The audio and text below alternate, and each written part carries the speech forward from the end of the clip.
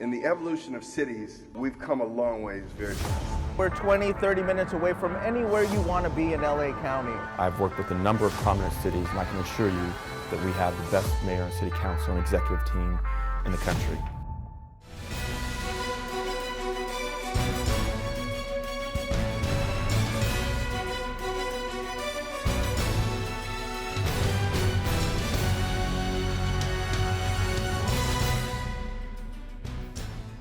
I want to welcome Nate Moyer, one of my favorite people at the Hall of Famer, a guy who has lived multiple lives, really, if you think about it, whether it's NFL, MVP, he's now got a movie out, one of the hottest events at the Super Bowl, the screening of your movie. We're going to talk about that and how the overflow, it was a tough ticket to get. And I just want to start off talking about your life and sort of the intersection with Colin Kaepernick and how that happened. Tell me about being a Green Beret and how that sort of unfolded. Yeah, you know, I grew up in the San Francisco Bay Area, so grew up a 49ers fan, which is important to the story. And we almost got here this week, but you know what? I'm excited for a Rams-Bengals matchup. Gonna be really cool. Yeah, grew up in the Bay. With Joe Montana for Halloween 2 years in a row. You know, my heroes were Jerry Rice and Roger Craig and Ronnie Lott and all these guys. And growing up through high school, my younger years, I always wanted to be a football player, a professional athlete. You know, that's what I wanted to do. And I never played football, something that I would regret for a very long time because it was my favorite sport, but it just didn't work out. When I was really young, my mom didn't want me to play. And then by the time I was old enough to make that decision for myself, I just didn't have the confidence and belief that I could do it. I was afraid of getting cut or riding the bench or whatever, so I never played. You know, fast forward to graduating high school, didn't really know what I wanted to do, what I wanted to study. Had a lot of passion, but not a lot of work ethic, you know, and moved down to San Diego, worked on a fishing boat for a bit, and then actually came up to Los Angeles at 19, interested in film and TV, you know, not really knowing where to start and all that. And after living here for about a year, 9/11 happened, and that really Let me shook stop my you here world. for a second. Yeah. Wasn't there a time when you lived in your car? Yeah. Tell me about right, that. Right. Is that around that time? Right around that time. Yeah. When I first came up here, I didn't have any money, and I didn't know anybody in LA, and it was, you know, the weather's nice. I mean, look we're in February and it's in the 80s. So for me, it was just, I was excited to kind of be just on my own, and it didn't really bother me. I mean, I was sleeping in my car, or I'd sleep in, you know, I think it's Will Rogers Park down by Beverly Hills Hotel. I'd take my sleeping bag out there and just, it was not a big deal. And just because I was like, I feel like I'm following some sort of passion, and I was excited about that. And I think just being at that age, it just didn't bother me, you know. Yeah. But after a while, it gets tough, you know. I mean, you're showering at the YMCA, and like, you know, you're like, all right, if I'm really going to be here and try to pursue something, I need to get my stuff together and kind of get things figured out. So, working odd jobs, eventually saved enough up to put a deposit down. Had a little studio apartment over on Franklin and Gower, you know, in Hollywood, and kind of old Hollywood, and had a Murphy bed pulled out of the wall, and that's the bed I was laying in when, you know, my mom called me on 9/11, 2001 at, gosh, it was probably about 6 in the morning out here, you know, and she just said, turn the TV on. And I had this little 13-inch, you know, box TV, and I was like, what channel? What are you talking about? She's like, just turn it on. And I turned it on, and of course saw what the rest of the world saw through a television screen. I can't imagine, you know, being there, boots on the ground. But yeah, it just kind of shook me, I'm sure it shook a lot of people. It was like hard to even believe that this was real, you know? And it really got me thinking kind of immediately. I remember 9/12 and seeing how we really came together as a country, you know, and the sort of patriotism. Even on that street that I lived on, over on Franklin Street in Hollywood, there was a little parade the next day. People were out there dressed like Uncle Sam and, you know, carrying flags, and it was like this pride of You know, we're still together. We're going to be okay. We'll figure this out. Kind of rallying around one another. And I didn't join the military right away, but it got me thinking about it and thinking a little more globally. And eventually, a couple of years later, I found myself in the Darfur region of Sudan, you know, the Sudan and Chad border. Wait, yeah. you found yourself in the Darfur region. Tell me how that... I kind of did. I mean, that's sort of a literal and figurative statement, you know, because I didn't feel like anything I was doing here in the States, at least at that time in my life, made a difference. And I wasn't affecting anything in my community. I wasn't doing anything that made me feel like I belonged and had a purpose, and I really mattered. Like if I was gone, I felt like nobody's life would be negatively affected. Yeah, my family would be sad, but it's not like, well, I'm not doing anything great that's How old are you changing. at this time? About 23. Okay. And I read this Time magazine article. The cover of the magazine said "The Tragedy in Sudan," and it was this woman holding her child, you know, and it's in the midst of this genocide I was reading about. 300,000 people had already been killed, and it's already a very distraught part of the world as far as you know, economics and you know, being in a developing place, and then we've got that going on, and I couldn't even compute. And I'm reading about these refugee camps they're not being stood up fast enough. There's just too many people coming in and across the border into Chad, right? So I called all these NGOs. I wanted to help out, and all of them told me, I mean, I didn't have a college degree, didn't have any special skills. They were like, it's not that simple. Like, what would you do? And I'm like, you guys are undermanned. I don't know. I'll do whatever. I mean, I'll dig ditches and build campsites and assist in medical centers or whatever you need. Like, I just want to help.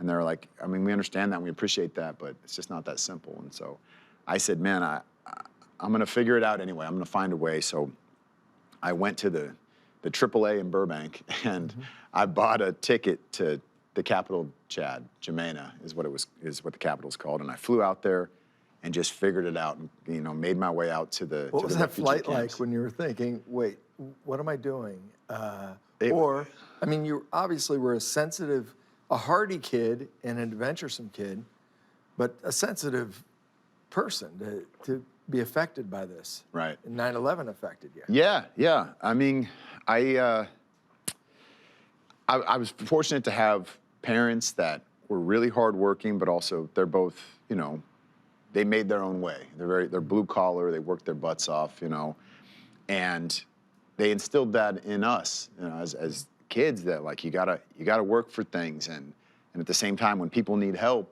it doesn't matter if you don't understand or can relate to what's going on with them. Like, you should help them. You should be there for them. Do what you can, because they were always there for not only us. Like, I mean, I remember my dad. He's a racehorse veterinarian, and you know, at the racetrack he worked at, he would help everybody back there. If somebody needed a few bucks or a connection or whatever, and you know, sometimes he stretched himself a little thin with helping them people, but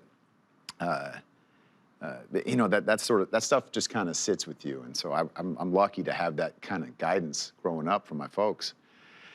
And yeah, so I get over there, and I'm, you know, hundreds of miles from where these camps are, just in the capital, and I had to talk my way onto this UN flight, this little propeller plane, and they had an extra seat. I you know, BS'd my way onto it, and we're flying over the desert there, and yeah, that's when it kind of hit me. Like, I'm looking down over the Sahara, like, just bizarre, very, very surreal, you know, of like, where am I? What am I doing? Am I out of my mind, you know? And quickly, soon after that, I should say, all my insecurities and worries sort of went away when I was around the people, you know, and talk about people that have absolutely nothing, you know, and whatever they did have, what little they had was taken from them. And like the men had all been killed, and a lot of the women had been raped, and the children were left abandoned, and villages burned down. And they're at these refugee camps, and the kids are smiling and playing because there's one soccer ball. You know what I mean? And they're just so grateful for that.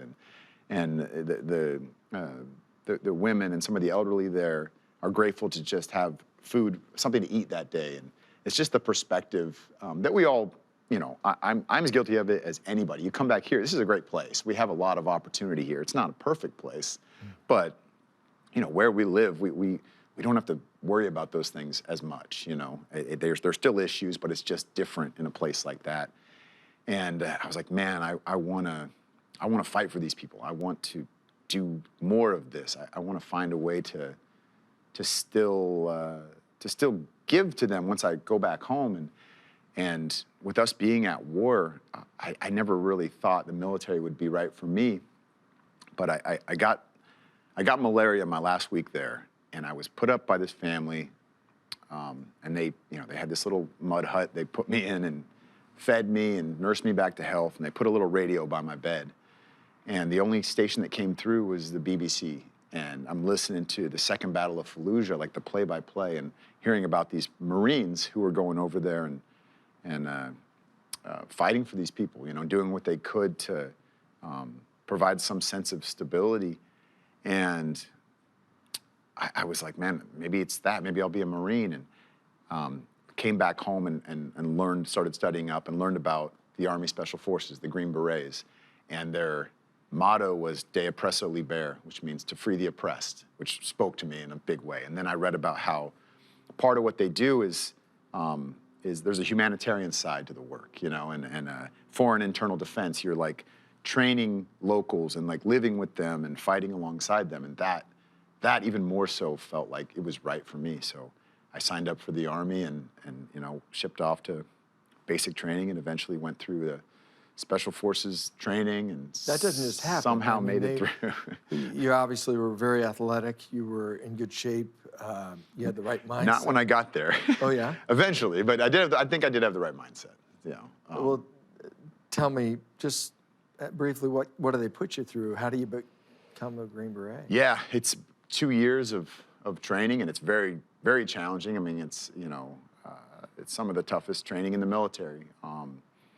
A lot of it's on your own, and then some of it's, you know, with a team, and it's spending weeks on end, you know, in the field, in the woods, with just the pack on your back, and you know, you do from land navigation to small unit tactics to honestly learning how to best communicate with people that have completely different backgrounds than you and completely different values and cultures and customs and all these things that you kind of have to set aside. You don't ignore them, but you have to like set aside your pride in that way, you know, and understand that like I believe what I believe because of what I've experienced, you know, and I have to respect what this person believes because that's their experience, and I can't be stuck in this, well, I'm right and you're wrong because I feel strong about it. And I think that's the biggest part of the training that's challenging is like you're exhausted mentally, physically, emotionally, but at the same time you have to keep your wits about you and keep a level head and kind of take the high road, you know, at all costs. And that's the best way I can describe it without getting into too much crazy detail, but it's, you know, it's tough. At this time, was the interest in football, and again, you had not played organized football, still percolating in the back of your mind, or just fandom, or did you still have a dream of maybe playing football, which is outlandish to think you could? Not right away. I mean, it was there. It was always there because I love the game and I love to watch it. And being on a deployment, you know, in Iraq, I remember we'd be on mission until 5 a.m. and you know, we'd come off and go back to the team house, and it's like, you know, we might have experienced some tough stuff out there, right?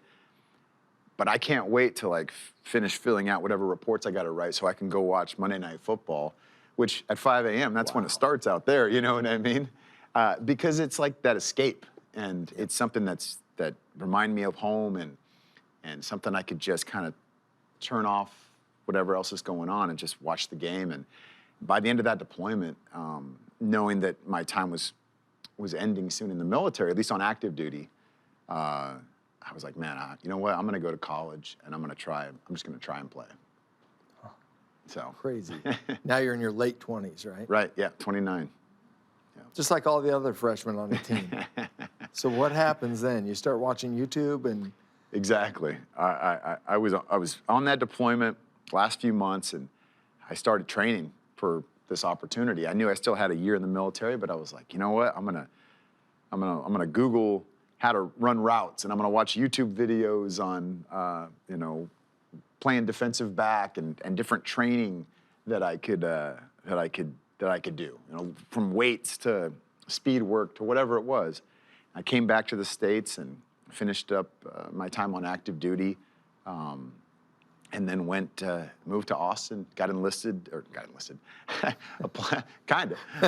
applied to go to school, applied to the University of Texas. I got in, it's the only place I applied. I really liked Austin, and it's a great school, and just that the legacy of football in Texas was something that was really appealing. I wanted to try something different, go to a new place, and I tried out for the team and made it, and I was a safety that was never going to see the field because of, there's some good football players in that locker room, regardless of me being 10 years older than the other freshmen.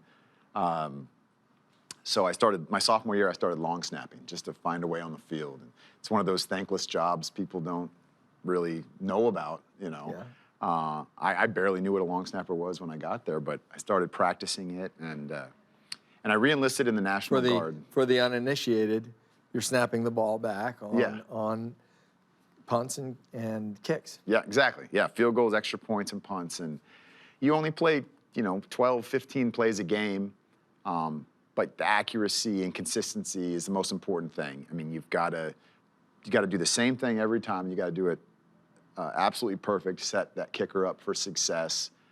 And then you got to block, and then you got to go downfield, try to make a tackle if it's on punt. And you never get any glory, but if you screw up, everybody knows who you are. And so that's a tough one for, I think, a lot of people. And for me, it was like, this is my opportunity. Like, it's a thankless job. I'm gonna find a way on the field. I'm long snapping. That's what I'm doing.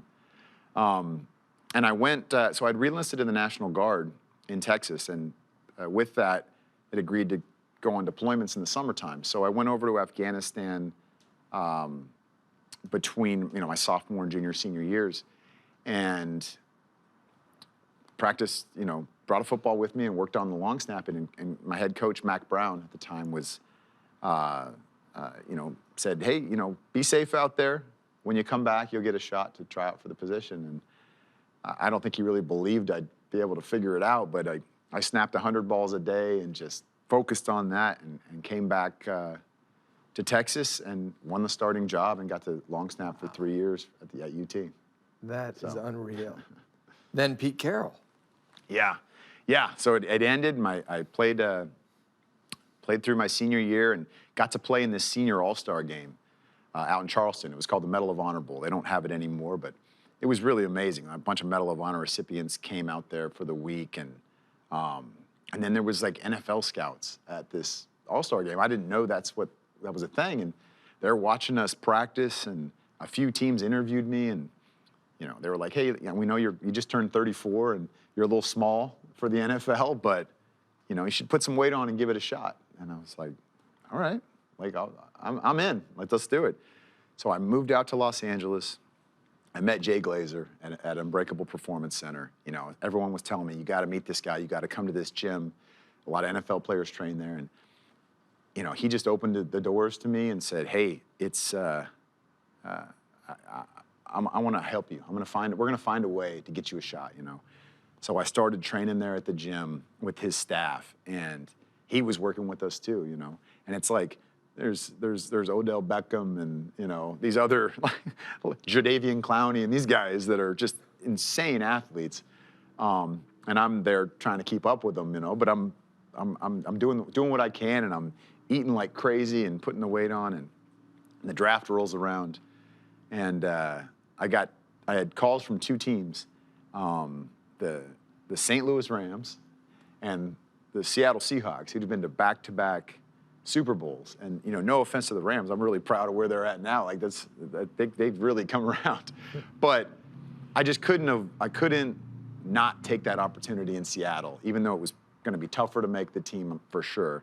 But it's like, I love the way that Coach Carroll, ran that team, that organization. It felt like a college locker room in a lot of ways, and they were the best. And it's like, from Richard Sherman to Marshawn Lynch to Russell Wilson. I mean, all these guys. The team was I just got to stop you unreal. here. This is insane.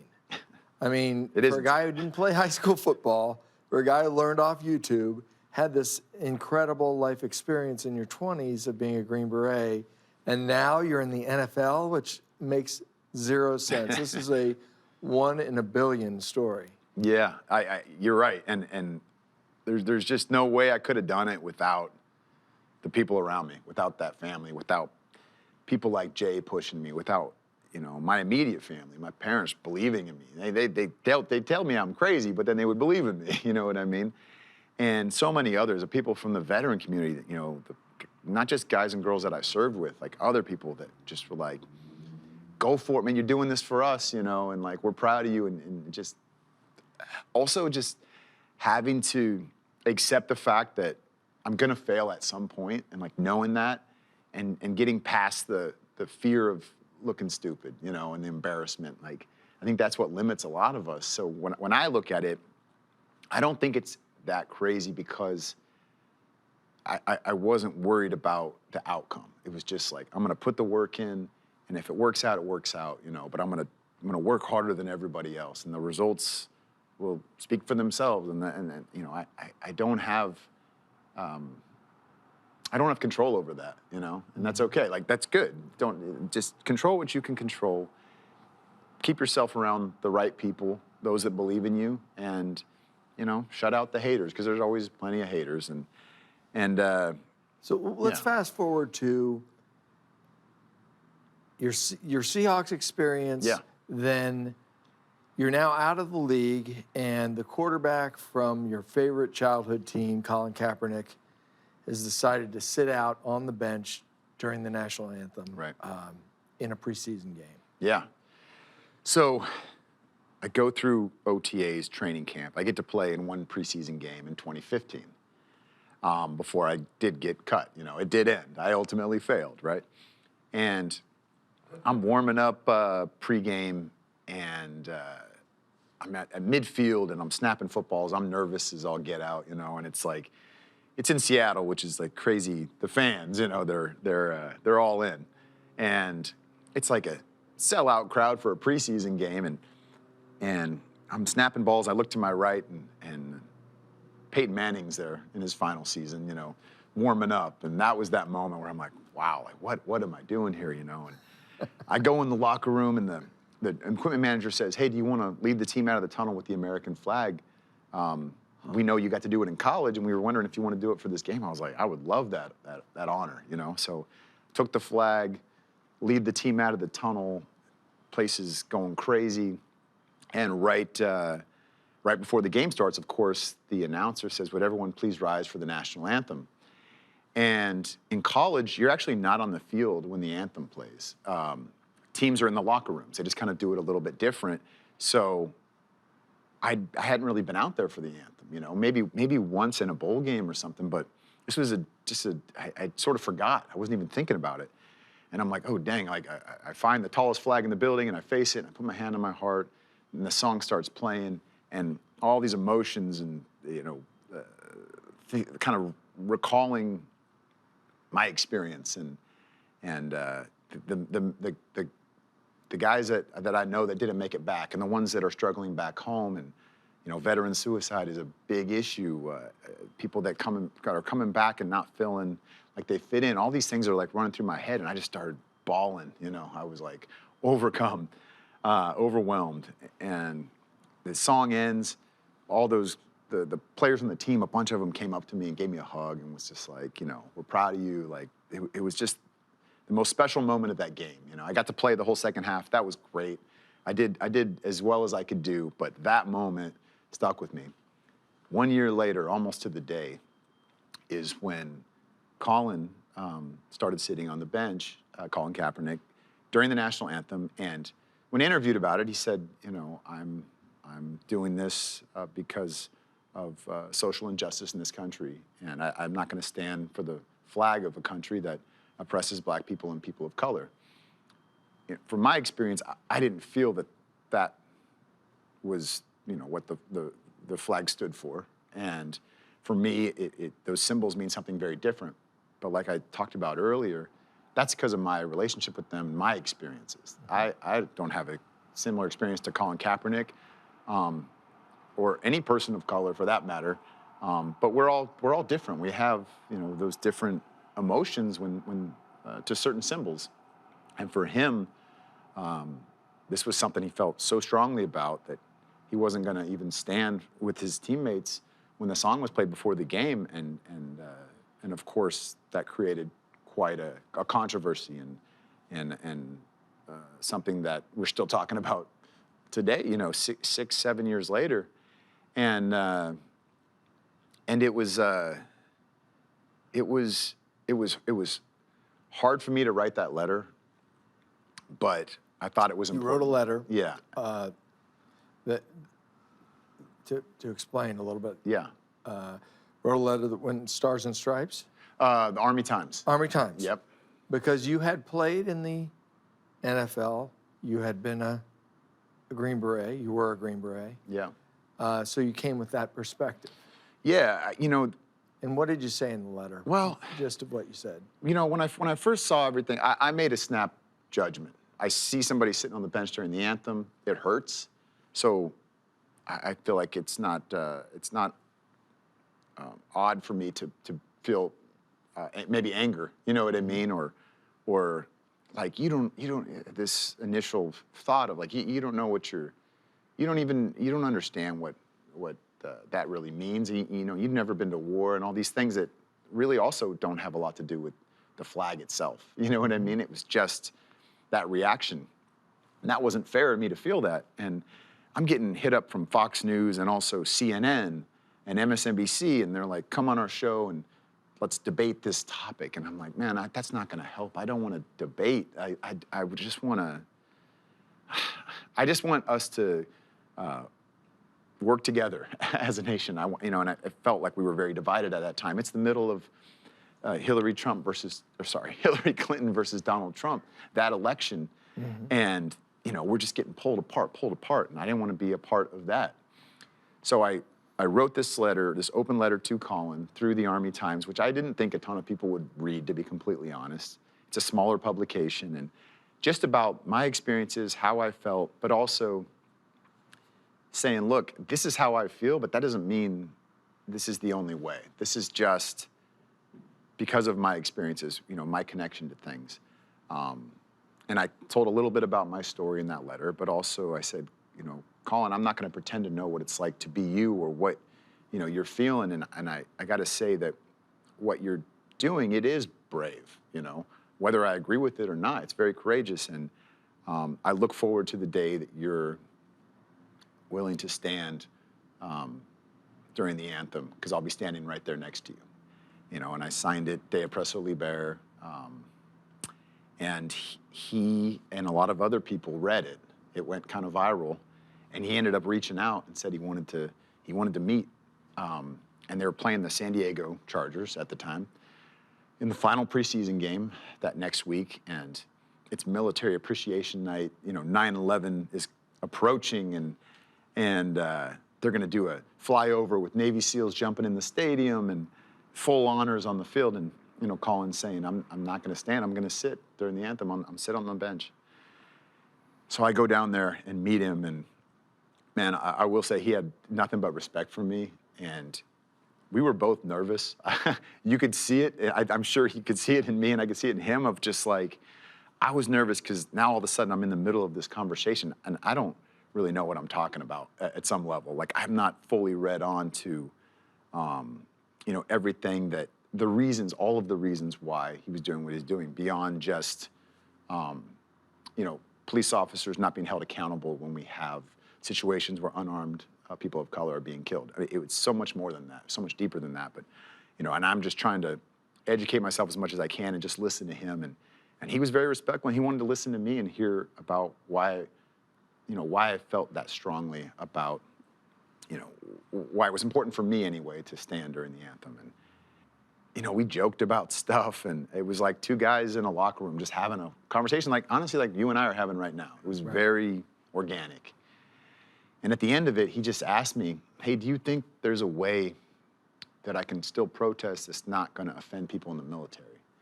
And I was like, man, I mean, I don't speak for the military or the veteran community. So in my opinion, I think being alongside your teammates is really important. I think that's a good message. He said, I understand that, but I've committed to not standing during the anthem. You know, so I don't know if I can do that. And I said, well, what if you took a knee? I just kind of threw it out there. You know, I thought, in my experience, in my recollection anyway, I couldn't think of a time where kneeling was seen as disrespect. People take a knee to pray and propose to their future spouse. And when a player on the field, you know, is hurt in a football game, a lot of the other players will take a knee out of respect until they're shouldered off, you know. And when I go to Arlington and visit someone like Brad Keyes, one of my best friends that, you know, has now passed, and I go to visit his grave, I take a knee and spend a few moments with him. And I thought, you know, maybe that's a good, I don't want to say compromise, because that's not what it was, but just a middle ground, you know? Mm-hmm. And he actually agreed. He said he thought that was more powerful. You know, he said, I think that's a good idea. And, you know, he asked if I'd kneel with him. And I said, I can't do that because I don't feel that way. And to be completely honest, you know, for me, I feel a sense of pride when I hear that song. And I understand not everybody feels that. And I understand there is a different history around, you know, the Star-Spangled Banner specifically. But from just my experiences and the way it was, you know, always honored, and you know, like a folded flag's handed to a family member when somebody passes. And I've carried a casket draped in an American flag with my best friend in that box, and it just is different for me, you know. And he understood that, respected that immediately. And I said, but Colin, I'll stand next to you if you're willing to do this. And so that night at the game, I stood next to Colin as he took a knee, and the anthem started to play. You know, a black Navy sailor sang the anthem, and people in the audience booed. You know, not everybody, of course, but that's what I remember, that uncomfortability of hearing that, you know. And I'm standing there with my hand in my heart. Half the time I got my hand in my pocket, which is kind of a no-no for veterans, but I was so nervous, you know, around this whole thing. And but I was proud. I was proud of him in that moment for doing that. And you know, there's plenty of things that him and I will probably never agree on, and that's totally okay. But we could have a conversation and respect each other and move forward, you know, kind of together and figure out, like I said, that middle ground. I mentioned at the top, you've had many lives, you've lived many lives, and tell me about MVP, Merging Vets and Players, the movie. Yeah. And the impetus behind that. So after I got cut, literally like the next day, you know, I get a call from Chris Long first. Playing for the St. Louis Rams. Son of Howie Long. Son of Howie Long, yeah. And he was telling me about Water Boys, this clean water project he had going on in Tanzania. And he was like, I'm trying to raise money for the 32 water wells to represent the 32 teams in the NFL. Do you want to help? And I was like, I'd love to. I don't know what that looks like, but let's do it. So we came up with this idea of, let's bring veterans and NFL players. We'll go climb Mount Kilimanjaro together, raise money for the water wells. So that starts, those wheels are in motion. So I'm like, all right, cool, I got some kind of a purpose, something going on, right? But at the same time, I was considering my next move. I was like, I don't know what I'm gonna do. Like, maybe I'll go back in the military. And I come back to LA, and I'm staying in Jay's guest house for a bit, you know, and kind of getting back on my feet. And Jay's like, don't do that. Like, there's a lot we can do with veterans, you know, and that's cool what you're doing with Water Boys. That's great. But let's do something here too, like in the States. And he said, I have this idea for this charity called MVP, stands for Merging Vets and Players. He's like, I don't know what we're going to do with it yet, but I just want to bring these groups together. Because I know how you feel right now, not having that team. And I was like, yeah, and I'll tell you what, like guys that leave the military, they feel like they don't have a team anymore, or a purpose, or a mission. And that uniform is, it's not who we are, but it becomes a part of our identity, whether it's camouflage or, you know, a jersey. And people recognize us as that. And we start to feel like, this is who I am. I mean, the reality is that's not who you are. It's something that you do or something that you did, but it's hard to kind of move on sometimes and you know, take that as, this is a part of me, it always will be, I'm proud of that. But now you know, I got a clean slate, I got a new path, a new journey. And a lot of these people, they don't realize that. It's hard for them to see that. You know, they kind of get stuck in the past and what I could have done different or better and who I didn't save and all these, the negativity of it, instead of, look at all the amazing stuff I did. And like, even though I played in one preseason game, I got that shot. Like, that's incredible. Like you're saying, it's insane, you know? I got that shot, I should be proud of that. And everybody who had that opportunity should be proud of that. And everybody that enlisted to protect their country, you know, and try to help people in places less fortunate, they should be proud of that and proud of those scars and that we're here, we survived it. And so we started to build Merging Vets and Players, MVP. And I went down to a homeless shelter in East Hollywood. And this place is on Sunset Boulevard, all Iraq and Afghanistan vets living in this one building. And I met some of these guys, one who you've met before, Denver Morris. I met Denver, and we didn't have a great conversation the first time. Like, he was like, what are you doing here? You know, you know, I'm not a charity case kind of thing, you know? And then we reconnected, we went and had lunch, and I asked Jay, hey, can I bring some of these guys to the gym? You know, Jay has this incredible gym, Unbreakable, and, you know, there's people like Wiz Khalifa, you know, not to mention all the athletes and stuff that train there. It's a very elite spot. And he was like, yes, of course, we'll shut it down for a couple hours every week and bring these guys up. And so the first time I went up there, I brought 6 of them, and we trained together. And I told Jay, I said, man, this was amazing, you gotta come. And he was like, all right, let's do it. And Jay brought people like Randy Couture and Tony Gonzalez, and we went and worked out together, and then we hung out on the wrestling mat afterwards and just talked through our struggles, talked through our experiences, really lifted each other up, and everybody kind of walked out of there like, man, I needed that. I didn't know that I would connect with somebody who has this different life, you know, a football player and a veteran, but like, I'm going through the same stuff. And that's where MVP started. And, you know, over the last 6 years, we've sort of built from there. And now we're in 7 different cities. And when COVID hit, you know, we couldn't be in the gym. We had to do stuff over Zoom, these virtual sessions, right? And that also, like, I've been working on this story and this idea of like, man, we need to tell this story about how MVP started, how that all, you know, the genesis of that, like I was just explaining. And so when things just looked like they were never gonna open again, I'm like, I'm not gonna wait any longer. We're gonna make this movie. And people like Jay, Tony, Randy, Sylvester Stallone, so many others were like, we love MVP, put my name on it, whatever you need, I'll help. And then about 50% of the cast and crew is just veterans from the MVP community, people that I just reached out and said, do you wanna help? We're gonna do this thing. We're gonna shoot it in LA. We've got a lot of, you know, people that have restaurants closed and things like that. And they said, we're welcome to use it, you know, to make this thing. And so we just did it. You know, we had very little money. And Bootstrapped. we bootstrapped. And we did it together, and it was like, it was vets and athletes telling our own story.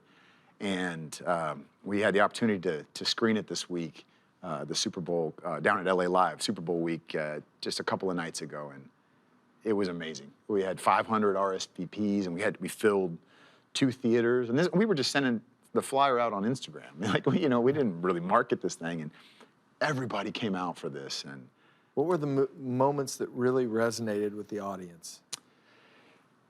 I think, you know, when they see this person, like this athlete, this NFL player who's played by Mo McRae, who's an incredibly underrated actor. Like, this guy should be a star, and I think he will be now. But this guy who you'd think has it all, right? Played 10 years in the league, first-round draft pick. He's got a wife and a kid and a nice house and the car, and like, it's like, he's got it all. And he feels like he has nothing, you know, because he'll never be great again. And Tony Gonzalez, for instance, came in the scene, in one of the scenes, we're sitting on the wrestling mat talking about stuff, and he's sharing his real story about losing that uniform. And that guy's a Hall of Famer, probably the best tight end to ever play the game, and feeling like he's peaked, you know what I mean? Mm-hmm. And really that's really him, just really telling his own story. Randy Couture, same thing.